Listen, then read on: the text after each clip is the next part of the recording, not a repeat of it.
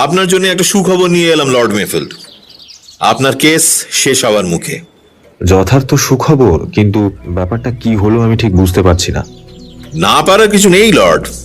Lady Julia পরিষ্কার জানিয়েছেন কে বা কারা ওই নকশাগুলো চুরি করতে পারেন। আপনি বলছেন লেডি জুলিয়া নকশাগুলো চুরি করেনি?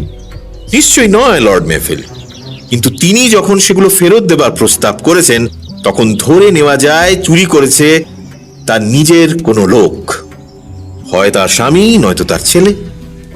মিসেস ভান্ডারলিনের ফাঁদে পা বাড়িয়েছে রেগি, তারই প্ররোচনায় নকশাগুলো চুরি করে সে। লেডি জুলিয়া আসক্ত হলেও নীতিভ্রষ্ট নন। তিনি স্থির করেন ছেলেকে চাপ দিয়ে নকশাগুলো উদ্ধার করবেন এবং যথাস্থানে ফেরত দেবেন।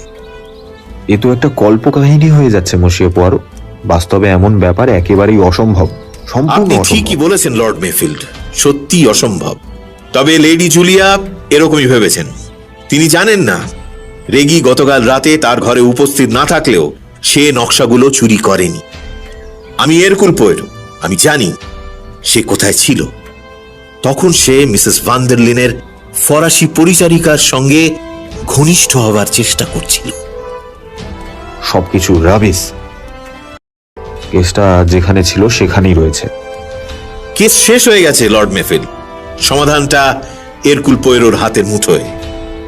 আপনি আমাকে নেহাত একজন হাতুড়ে বৈদ্য ভেবে রেখেছেন, তাই গতকাল আপনাকে যখন বলি যে নকশাগুলো কোথায় আমি জানি, আপনি আমার কথায় বিশ্বাস করতে পারেন। এখনো পর্যন্ত বিশ্বাস করতে পারছেন না যে সত্যি ঘটনাটা আমি জানি। নকশাগুলো তাহলে কোথায় বলছেন না কেন? সেগুলো হাতে নাগালেই রয়েছে লর্ড মেফিল্ড, আপনার পকেটেই পাওয়া যাবে। হ্যাঁ, আপনার পকেটে।